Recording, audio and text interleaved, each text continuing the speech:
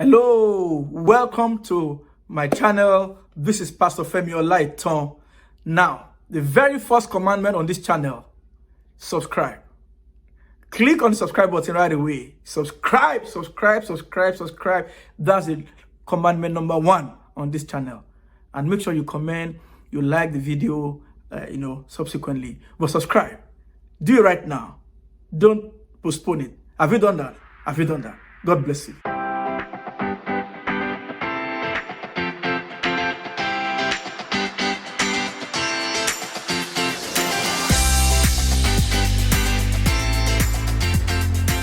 Hello, welcome to my channel. My name is Femi Olaitan, Pastor Femi Olaitan. This is episode 6, Overcoming Temptation. So this is the 6th episode. We've started some few episodes away. All right, so I want to encourage, if this is your first time, please watch episode 1 to 5. All right, and then continue with us to the end of the series. Share this video with someone, all right, and talk to somebody about this series, Overcoming Temptation. All right, talk to somebody about this, and I believe you will be blessed, and the person also will be blessed. All right, so today we are looking at the consequences of yielding to temptation. Consequences of yielding to temptation. We got into it briefly in the last episode 5, but we're going to step a bit further into it today. All right, consequences of yielding to temptation. So, we have defined in previous episode that temptation is not a sin, but temptation with disobedient action. That means responding when you yield to temptation. When you yield to temptation, that is when you have sinned. All right, yeah. So I'm looking at consequences of sin or consequences of yielding to temptation. But before we do, I want to say a few things about the nature of sin, especially sexual sins. All right, the nature of sin, especially sexual sins. Number 1, sin can be very attractive. It can be attractive, especially sexual sins.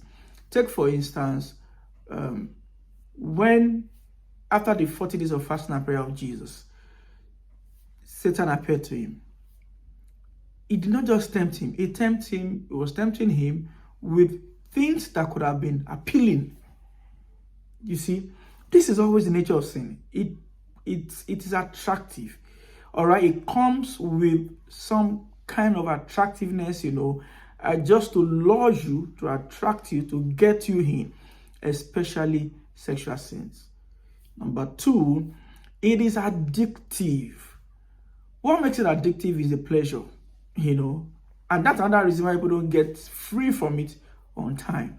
All right, the pleasure involved. All right, it's addictive because of the pleasure, and people realize that they just find it very difficult to get out. Especially sexual sins, immorality, sexual sins can be very addictive, So I usually say or say to people that it is one sin you don't really want to get into, all right, because getting out may not be as easy as you think, all right. It's usually very complex, very complicated, all because it's addictive because of the bait of pleasure that is attached to it,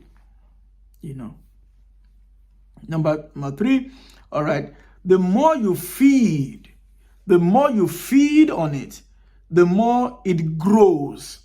The more you fall to temptation, especially a particular kind of weakness, all right, the more it grows. The more you feed on it, the more you grow.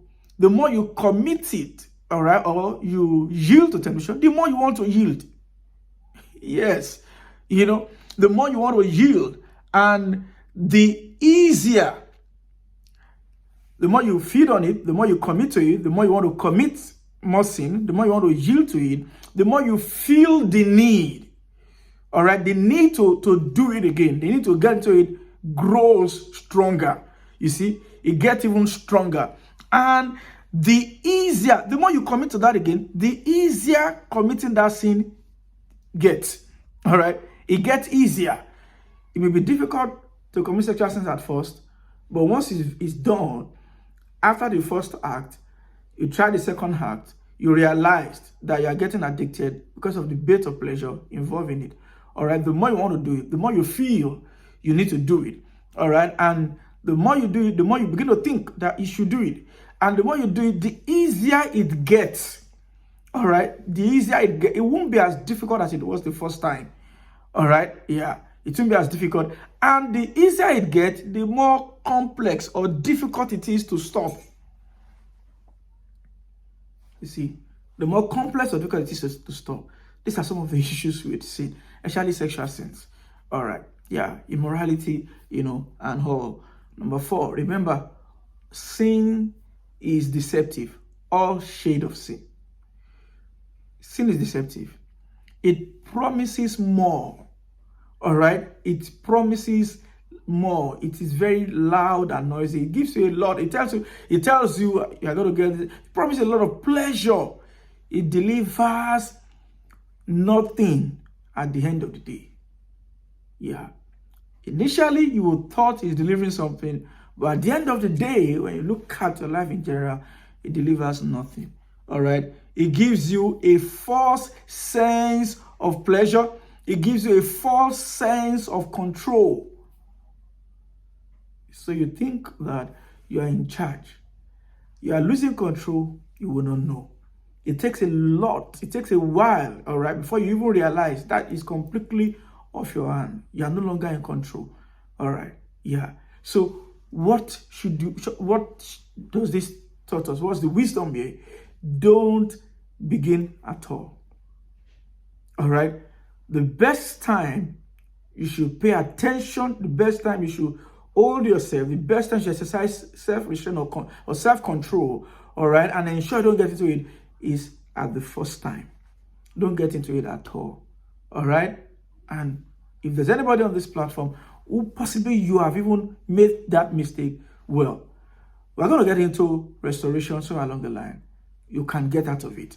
All right. Though it may get a bit more difficult. All right. Yes. And it will take a lot from you right now to not get out of it. Because, see, there's also commitment. It gets you hooked in. It gets you hooked in. And sometimes to let go is just so difficult. These are the things I wanted to consider. All right. When you're thinking about the possible effect, all right, the consequences of yielding to temptation, the consequences of sin, consider these 7 things. Number 1, consider the end. Consider the future. Consider what will be the end of all this. All right. Consider the vision that God gave you. Consider your life. Consider the end. 3 scriptures I wanted to pick quickly in Proverbs chapter 5, verse number 11. Proverbs 5:11. Look at what it says. It says, and you mourn at last when your flesh and your body are consumed. At the end, NIV put it this way, at the end of your life, you will groan when your flesh and body are spent. You see, at the end, consider the end. If you read also Proverbs chapter 7, verse 23. Proverbs 7:23. Look at what it says. Proverbs 7:23. It says, till an arrow pierces his liver, like a bird darting into a snare, little knowing it will cost him his life. That's NIV. But the New King James Version says that till an arrow struck his liver, as a bird hastens to the snare, he did not know it will cost his life. All right? He did not know. In Proverbs 5, you can read verse 8 to 11. I would have loved to read that, but you can read verse 8 to 11. All right? But it says, at the end, it will cost him his life. At the end. So always consider the end. How will this thing end? To what end at the end of the day? Think about it. Don't consider. A lot of people focus on the now, the pleasure I'm going to get right now. All right, they focus on this present, this now, this moment. No, Don't focus on this moment, focus on the end. What happens at the end? 5 years time, 10 years time, 15 years time, 20 years time, and all of that. Some even begin to think that some even begin to think that it will never come public. You can't tell. You cannot tell, my friend. You cannot tell. Consider the end. You can also write down Deuteronomy 32, verse 29. All right. Read those scriptures. It will help you. Number 2, consider the shame. Consider the shame. Sometimes there's this shame involved. When it goes public, when it's revealed, when people get to know, when something goes wrong, all right, what happens? Consider the shame. You are not as strong as you think, especially when it comes to dealing with shame. You are not as strong as you think. People have died, all right? Some have passed, all right, in the process just because they cannot handle the shame, all right? Some people have developed health problems, all right, complications in their health just because they cannot handle the shame. Consider the shame, all right? Read Proverbs chapter 6, verse 32 to 33. Proverbs 6, 32 to 33. I'll read. It says, whoever commits adultery with a woman, and this is not limited to adultery, all right, lacks understanding. He who does so destroys his own soul. Look at the next verse 33. Wounds and dishonor. Some of that use shame, reproach, all right, he will get, and his reproach will not be wiped away. His shame, and his shame will not be wiped away. So consider the shame. This thing stays with people. It marks their life, dents their image, all right, in some cases for life, for a very long time. So consider the shame. These are the things I want you to consider. Number 3, consider the guilt. This is internal. People don't even know what you are carrying. All right, the emotional trouble, the emotional load, turmoil that you go through, the things you have to carry, that you have to bear. All right, consider the guilt, all right, that comes with it. See, there's a story in Matthew 27, the story of Judas. Do you know that Judas killed himself, committed suicide at the end of the day? All right, why so? Because he could not handle the guilt of betraying Jesus anymore. He just could not handle it. Let's read that scripture. I want us to read it. It is the book of Matthew 27, verse 3 to 5. I'll read NIV. All right, NIV. Matthew 27, verse 3 to 5. Look at it.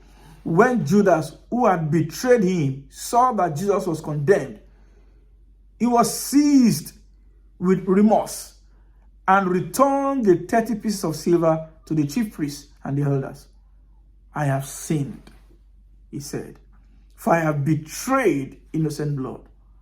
They answered him, what is that to us? They replied, that is your responsibility. So Judas threw the money into the temple and left. Then he went away and hanged himself. He could not handle the guilt, the shame anymore. See, people have developed all kinds of complications, health complications, just because they just could not handle the guilt. Have you considered the guilt? Have you considered the guilt that will follow at some point? It will surely come. Consider the guilt. All right. Number 4, consider the people it will affect. See, there's many stakeholders in your life. If you are married, your spouse. If you have children, your children. If you have friends, some of your very close friends. All right. If you belong to an organization, consider the people there. Consider the precious relationships that you have built over time. All right. Consider the precious relationship you have built over time. Consider the people, So what do you do? How do you handle that? And I'm saying consider these people before you get into it. All right. You see, Satan can deceive you. Sin can deceive you to say, oh, it does not matter. Oh, it does not matter. Oh, it does not matter. At the end of the day, the prodigal son, even his friends left him. Isn't it so? Yeah. At the end of the day, even the people that lured Judas, those who lured him, the priests, the elders, who lured him into betraying Jesus at the end of the day, they left him alone. They told him, it's your responsibility. You saw that in Matthew 27, verse number 4. All right? They told him, it's your responsibility. That's your problem. But more importantly, consider the people that your action will affect. You may think you are just yourself. No, people are connected to you. All right? Their lives, there are people that are connected to you. All right? Consider those people. These things help you. When you sit down to think about this, it helps you to reprogram, to reset. Just help to reset your mind. Number 5, consider the damage that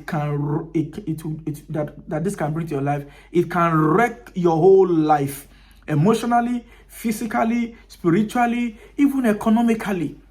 This thing can wreck your whole life. All right. Some people have had to deal with lawsuits, and they have to spend recklessly. That means that just got you where he wants you. All right. At the end of the day. So consider all these things. Some people they have lost their it's been all emotional problem ever since. Some people have lost literally their relationship, their fellowship with God somehow. All right. Consider what damage this can do even on you. All right. Consider the damage it can have on you emotionally, physically, sometimes even in your health. All right. Spiritually, then economically. Sin is expensive. All right. It's expensive. Immorality is expensive. Sexual sin is expensive. All right. Yielding to temptation can be very, very expensive. All right. Number 6, consider God. Consider God. All right. Have you thought about God? The Bible told us in Proverbs chapter 5, verse number 21. Look at it. I'm reading from New King James Version, and it says, for the ways of man, all right, for the ways of man are before the eyes of the Lord. For the ways of man are before the eyes of the Lord, and he ponders all his path. So, see, God is looking at you. He's pondering on your steps. And the Bible says, all your ways are before him. For the ways of man are before the Lord, and he ponders all his path. Consider your relationship with God. All right? Consider God. All right? Before you step into these things. Your relationship, your connection with God, your worship, your covenant walk. And finally, consider your peace of mind. Consider your peace of mind. People, when they get to a certain point on this kind of path, they lose their peace. You don't want to lose your peace. You will become conflicted, all right, confused. You become a conflicted person who is confused, who has lost his or her peace, as it were. That inner turmoil, that goes on, that turmoil, that confusion, that goes on inside of you. You are just there. You become a wreck, as it were. So consider these things. Consider the inner conflicts. All right. You don't want to go through this part. These are just about 7 things. There are many more things.